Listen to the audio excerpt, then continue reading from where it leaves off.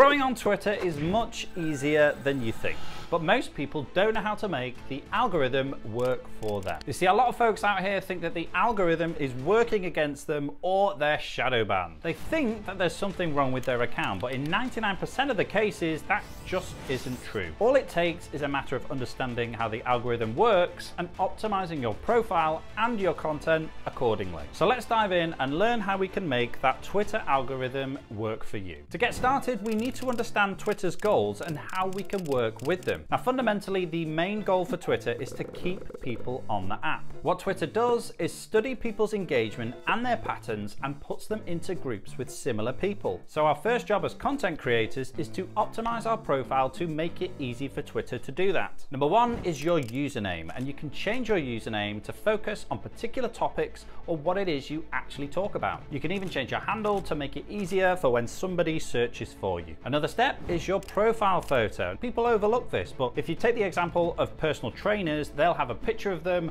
with their top off showing their muscles, or of a transformation that they've recently done, which showcases exactly what they are. Number three is your header image. Many people overlook this, but if you get your content pillars in there or what it is you talk about right there on the banner, you make it easy for Twitter to pick you and put you in front of people who like the same things. Number four is your bio. Make it easy and obvious as to what it is you do and who it is you help, so you make it super simple for people to follow you. Number five is your pinned tweet. Now, super important that you don't just put your most engaged tweet on there. If you focus on who it is you help, maybe add a transformation or the products and services that you do with some social proof, you can make it easy for people to make an informed decision as to when to follow you. Number six is the content that you actually post. Now, you want to pick a theme for your account so that when someone scrolls through, they're going to see some consistent topics covered before they click follow. And in addition, speaking the language of your followers is crucial. So remember, be thoughtful about the language, the topics, and the themes that you cover,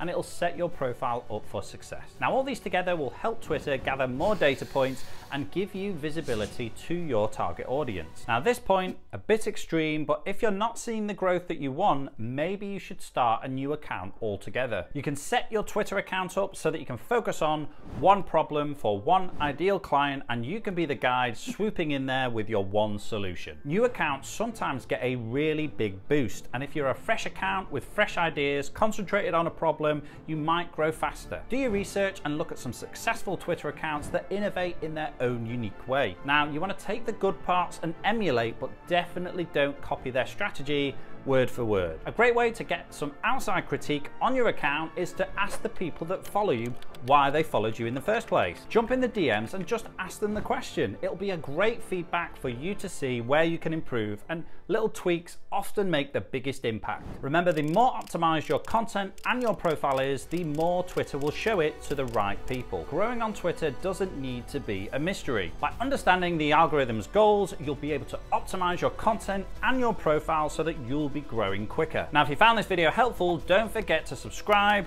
hit that like button, or come and follow us on Twitter, LinkedIn, and of course here on YouTube. And for a more in-depth look at the latest algorithm changes, then jump over to this video here. Thanks for watching, and I'll see you over there.